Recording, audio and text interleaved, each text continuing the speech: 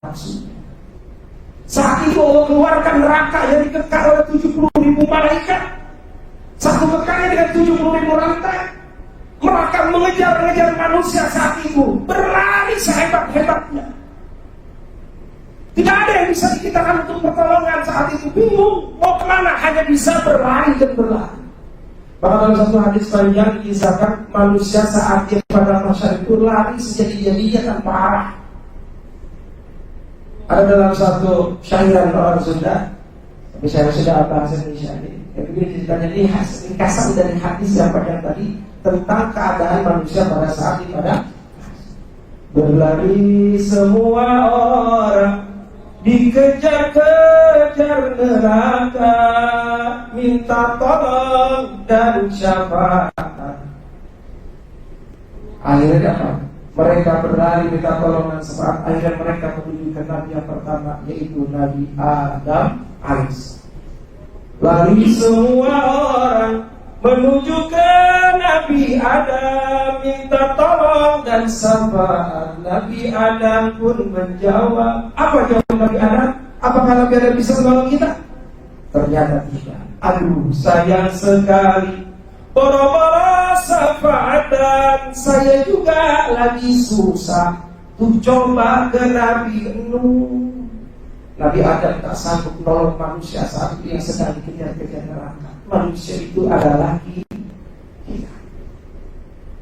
Nabi Adam tidak bisa menolong karena pernah berbuat satu kesalahan, yaitu makan buah yang terlarang, sehingga dikeluarkan dari surga. Maka Nabi Adam tidak punya otoritas untuk menyelamatkan manusia pada saat itu.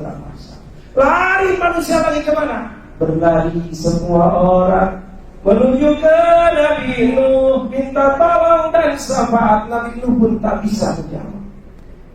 Kata Nabi Nuh, aduh sayang sekali, boro-boro saya nyapaatin. Saya juga lagi susah, saya nggak bisa nyelamatin anak istri saya ketika datang banjir. Tuh coba lari lagi ke Nabi Ibrahim. Orang lari lagi ke Nabi Ibrahim. Nabi Ibrahim pun sama, tidak bisa menolong umat manusia pada saat itu. Nabi Ibrahim memberikan rekomendasi, tuh coba ke Nabi Isa.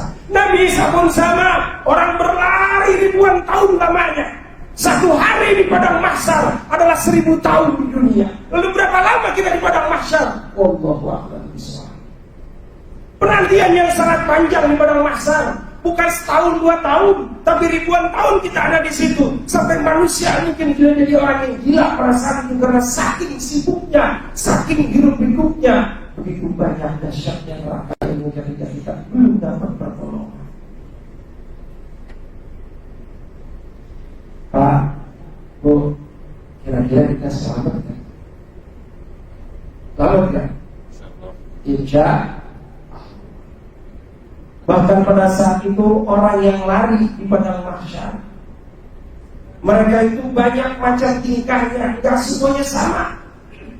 Tergantung amalan-amalan. Bahwasanya faminhum ar-raqibu wa huwal muttaqi.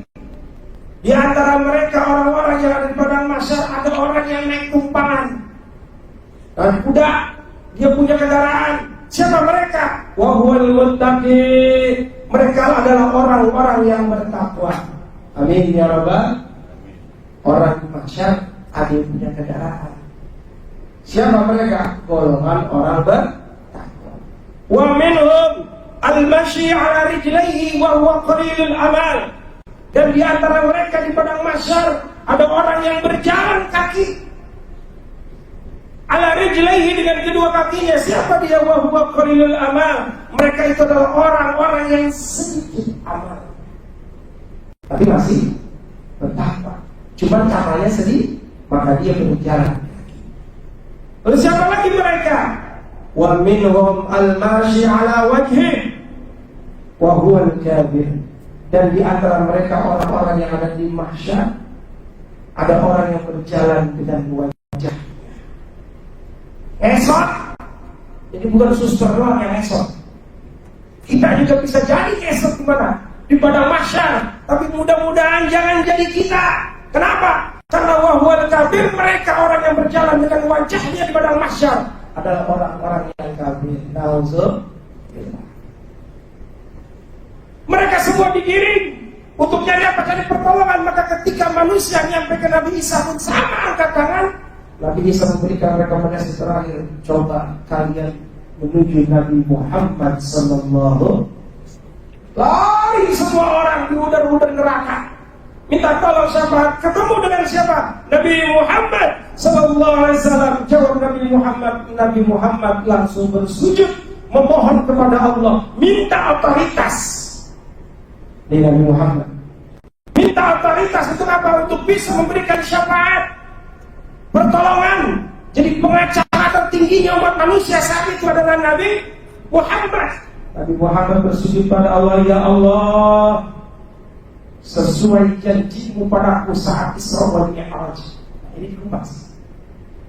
Nabi Muhammad kok bisa nolongin kita? Sesuai janjimu kepadaku saat Isra Mi'raj, bahwa kau akan mengisrakan aku dengan satu perjanjian, bahwa kau akan memberikan urusan umatku, kau serahkan kepadaku. Maka aku mohon padamu ya Allah, selamatkan umatku saat ini di mahsyar. Maka Allah memberikan satu otoritas, satu kekuasaan buat Nabi Muhammad untuk memberikan rekomendasi pertolongan, syafaatul uzma. Maka inilah yang menjadikan satu keterkaitan dengan doa yang diminta oleh Rasulullah kepada kita. Kalau kita pengen selamat nanti di akhirat, Nabi cuma satu minta direct requestnya apa? Doain Nabi. Kapan? Ketika azan berkumandang, doa selesai ajan, ada satu doa yang Nabi khusus minta, ati Sayyidina Muhammadan al-wasilah wal fadilah. Maka orang-orang yang selalu mendoakan Nabi saat ajan berkumandang selesai, mereka pun akan mendapatkan pertolongan Nabi Muhammad, yaitu syafaatul uzma. Bukan cuma didoain, tapi panggilan sholatnya juga dipenuhi. Doanya rajin, sholatnya kagak, sholat juga bohong. Gitu. Dipanggil datang, tapi gak mau kerja. Gitu. Asal sini, datang ke sini coba, beliin bapak rokok. Cuma datang doang, kata Nabi. Soalnya ada begini banyak. Gitu. Artinya, ketika Nabi Muhammad SAW diberikan otoritas untuk memberikan syafaatul uzma kepada umatnya, maka di situ kita akan diberikan satu pilihan. Apa? Nabi Muhammad itu memberikan mengaku kita sebagai umatnya, atau kita disebarkan oleh Nabi atau diajukan oleh Nabi Muhammad. Emang bisa Nabi Muhammad itu apa? Mengajukan kita? Oh bisa. Kenapa bisa?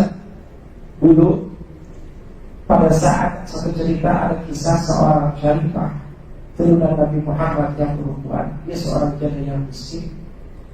Ketika itu dia pengen cari makan, datang ke seorang ulama besar kaya. Tapi ulama ini sombong. Assalamualaikum, waalaikumsalam. Tuhan, tolong saya berikan makan karena keluarga saya sedang lapar. Kamu siapa? Saya ini seorang syarifah, masih keturunan Rasulullah SAW. Kata itu kiai yang sombong. Dari mana buktinya kau seorang keturunan Rasulullah? Mana KTP-nya kalau kata kita? Atau mana surat legalitasnya, ijazahnya? Kata siapa yang ulama yang sombong tadi? Gak ada. Tapi saya ini orang yang miskin. Gak ada. Saya tidak mau kasih, kamu cuma ngaku-ngaku doang. Ngaku-ngaku turunan Rasul. Akhirnya itu syarifah yang miskin tadi pergi, meninggalkan rumah seorang tadi ulama tadi. Ketemu ada orang kaya besar, tapi dia itu bukan orang Islam, orang Majusi. Kemudian dia dengan berat hati ngetok pintunya karena saking apanya, butuhnya, keluarganya sedang lapar. Diketok pintunya, tok tok tok. Siapa? Maaf, saya pulang. Pas buka pintu, oh ibu siapa? Mohon maaf Tuhan, sekiranya saya mengganggu. Saya orang yang miskin, saya butuh makan karena keluarga sedang lapar. Tadi maaf, saya muslim. Memang ibu siapa? Saya ini masih keturunan Rasulullah.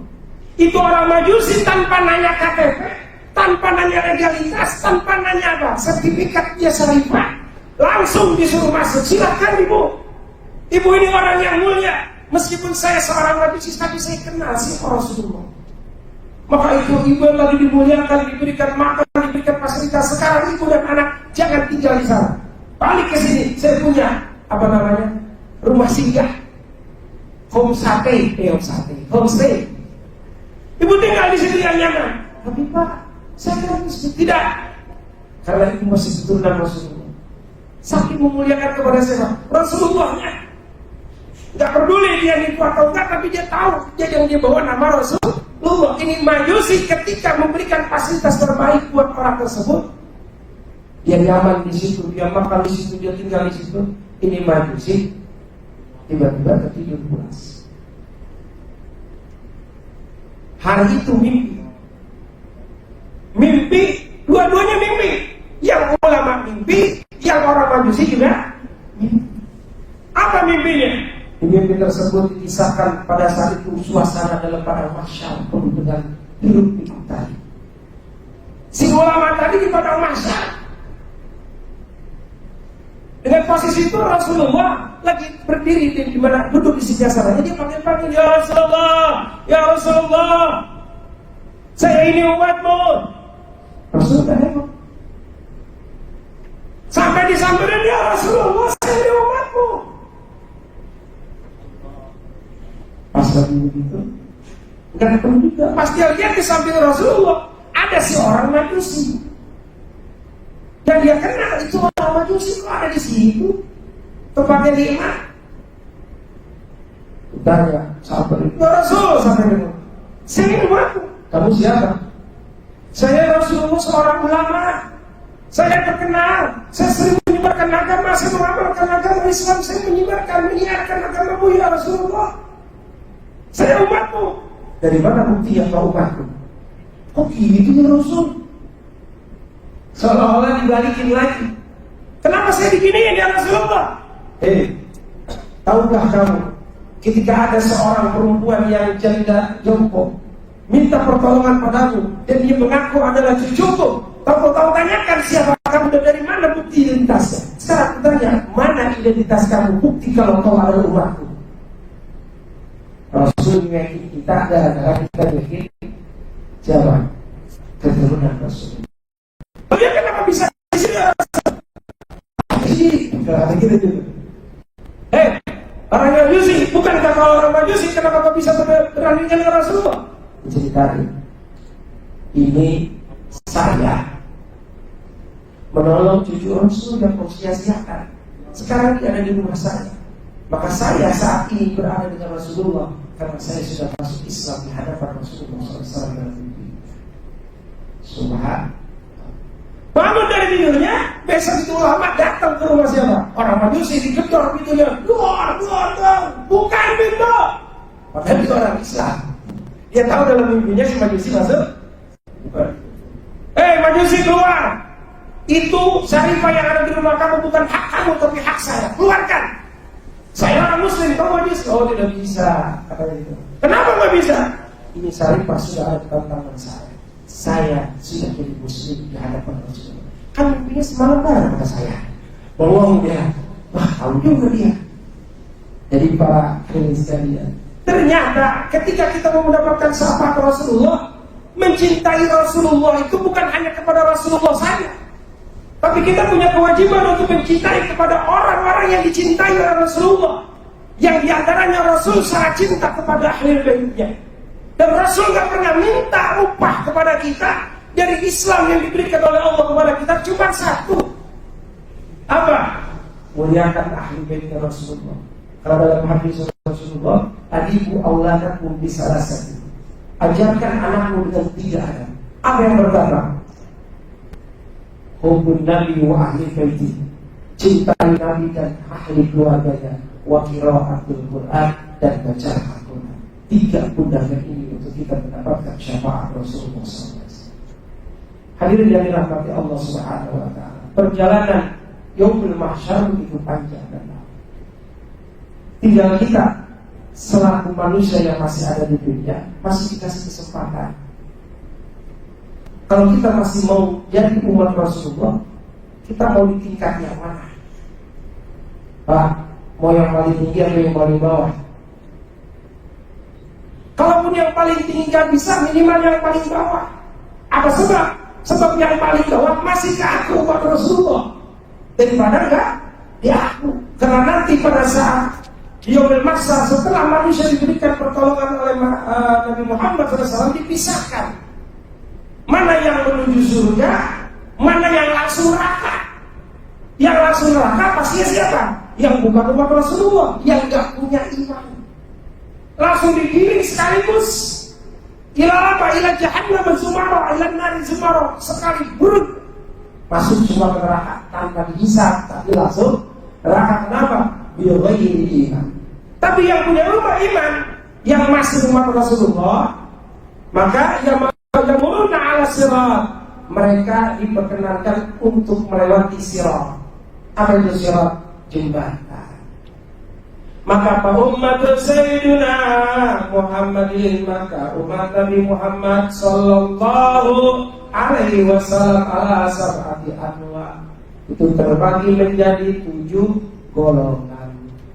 As-siddiquna wal alimuna wal budala wasyuhada wal hujjaj wal mutiruna wal asun.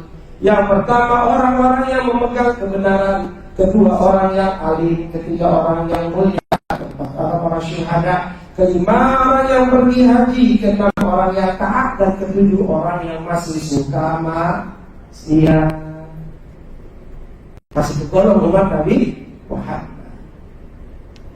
As-siddiquna wal alimuna, as-siddiquna yamuruna ala siratikal barqil hatib. Bagaimana sifatnya atau keadaan nasibnya as-siddiqin? Orang yang memegang kebenaran, ketika dia hidup di dunia memegang benar-benar syariat agama Islam, maka nanti ketika dia lewat sirat, yang meruna sirat kambakil hati, seperti kilatnya menyambar secepat kilat. Kalau sekarang ada pesawat tempur hipersonik, kalah. Personik baru sekarang, tapi nanti orang yang benar-benar memegang agama Islam itu lewat di jembatan sirat hanya secepat kilat. Insya wal alimuna, adapun orang-orang yang alim, orang-orang yang mengamalkan ilmunya, para ulama, karnihil atib, itu menyeberang jembatan siratal mustaqim, karnihil atib, seperti hembusan angin tanpa beban. Wal budala, dan adapun orang-orang mulia, katairi bisa dia siratin, seperti terbangnya burung pada satu waktu yang sebentar. Burung terbang. Wasyuhada, dan para syuhada kapan sisa biki, adapun para syuhada orang yang mati syahid, dia nyebrang siratal mustaqim seperti kuda balap kencang, maki kuda. Yang baru Nabi Nisrinahar, dia nyebrang jembatan siratal mustaqim setengah hari. Wal hujjat, adapun para haji yang mabrur, yang baru Nabi yaumi kamil, mereka nyebrang siratal mustaqim yaitu sehari semalam. Wal mutirun, orang-orang yang taat, bisyahri, itu 1 bulan lamanya dia nyebrang siratal mustaqim. Lalu bagaimana dengan wal asun, orang-orang yang masih resep amama syah, kayak kita resep kan? Resep kalau kita resep, kita ini kan imannya masih keras-keras kayak ini. Susu telur baru jahe, bukan. Sholat terus masih ya jalan, betul-betul. Sholat mau rajin, oke? Resep, rajin sih gak itu resep. Sedekah rajin, kawan. Ada. Artinya apa? Kalau kita ngukur umat Rasulullah tadi yang 7, kita ada di kelas yang mana? Masih walasun, orang-orang yang masih suka resep sama maksiat meskipun rajin ibadah. Lalu bagaimana nasibnya orang-orang yang asal ketika lewat di jembatan siratal mustaqim? Wal asuna yad'una aqdamahum 'ala sirat, dan orang-orang yang asun, orang-orang yang maksiat tapi masih punya iman, dia masih beriman pada Allah, beriman pada Rasulullah, juga masih susah meninggal di maksiat, mereka nyebrang jembatan siratal mustaqim yang sifatnya itu sangat tajam, gelap, panjang. Dengan apa? Aqdamuhum, dengan kaki mereka jalan kaki, Pak.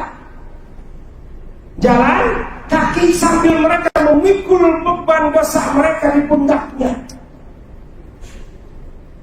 Tapi hebatnya umat Rasul yang ahli maksiat ini karena apa? Karena umat Rasulullah. Umat yang lain karena kebahagiaan. Subhanallah. Sallallahu alaihi Muhammad. Itu umat Rasulullah yang sempat terpuluh ketika mereka patak sidu, mereka menyeberang jembatan Siratal Mustaqim. Itu mereka lihatmu, si Asun, tukang maksiat lewat, tukang mancing lewat, tukang mabok lewat, tukang joget lewat, tukang zina lewat, tapi masih beriman. Ketika itu neraka jahanam Ihraquhum mau menyambar mereka. Ketika jilatan apinya mau menyambar orang-orang yang sedang nyebrang di jembatan Siratal Mustaqim, yang buktinya mereka golongan asun, tukang maksiat. Fatara nurul iman, itu neraka melihat ada satu cahaya kecil yang ada di orang-orang yang sedang nyebrang di jembatan. Apa? Cahaya iman. Bahwa penting kita lagi tentang iman, karena modal kita minimal percaya kita kepada Allah jangan hilang, cinta kita kepada Rasulullah jangan berkurang meskipun susah kita ninggalin maksiat. Apa sebab? Karena di dalam diri kita masih ada nafsu. Selama hayat masih dikandung badan, nafsu terus berjalan. Kalau kita gak ada nafsu, gak bisa makan. Orang bisa makan karena punya nafsu makan. Nah, perjuangan kita mengendalikan hawa nafsu. Pas itu api mau menjilat umat Nabi Muhammad yang maksiat, fatara nurul iman di qulubihim, mereka melihat itu neraka, melihat ada cahaya iman di hati orang yang sedang nyebar di batas Siratal Mustaqim. Juzya mukmin, itu neraka langsung bilang kepada orang yang nyebar yang berjihad, orang mukmin, juzya, buruan, nyebrang kalian. Jadi neraka merasa gak nyaman melihat orang-orang yang nyebrang di jembatan Siratal Mustaqim, tapi mereka masih memiliki cahaya iman di dalam hatinya meskipun hanya kecil, meskipun kayak kelap-kelip kunang-kunang. Itu neraka ngelihat, ngomel, buruan ya pada nyebrang. Apa sebabnya? Fa inna nuraka atba'al habib, karena sesungguhnya cahaya keimananmu tersebut itu bisa memadamkan apiku. Subhanallah. Iman jangan sampai ini. Jadi kalau kita ngobrol supaya iman pada Allah, gak usah dipikirin pada akal logika, gak usah diukur untung ruginya. Apa sebab? Itu modal kita selamat tidak jadi neraka jahanam. Maka di akhir kisah ini Nazim atau pengarang kitab ini memberikan satu syairan sebagai kesimpulan bahwa keimanan ini akan menyelamatkan kita nanti di akhir. Wa bi anna marji'a muslimin li janani wa bi anna marji'a kafirin li jahannamu, kembalinya orang muslimin ke surganya, kembalinya orang kafirin ke nerakanya. Jadi sedosa-dosa kita di dunia masih ada pintu tobat. Tapi orang-orang kafir kalau sampai akhir hayatnya tidak beriman pada Allah, tetap kembalinya hanya neraka Allah yang abadi selama-lamanya. Mudah-mudahan dengan kita belajar tentang cara iman, mudah-mudahan di cabang iman ke-8 ini dapat memotivasi keimanan kita terus bertambah, dan bertambah. Mudah-mudahan Allah Subhanahu wa Ta'ala jadikan kita orang-orang yang beriman dan bertakwa, yang akan selalu disayang oleh Allah yang Maha Pengasih, Maha Penyayang, yang rasa kasih sayangnya tak pernah hilang, tak pernah berkurang, dan tak pernah padam. Mudah-mudahan ada manfaatnya. Dan lebihnya mohon dimaafkan. Al-Fatihah. A'udzubillahi minasyaitonir rajim. Bismillahirrahmanirrahim. Alhamdulillahi rabbil alamin arrahmanir rahim maliki yaumiddin. Iyyaka na'budu wa iyyaka nasta'in ihdinas siratal mustaqim siratal ladzina an'amta 'alaihim ghairil maghdubi 'alaihim waladdallin. Astaghfirullahaladzim, astaghfirullahaladzim, astaghfirullahaladzim.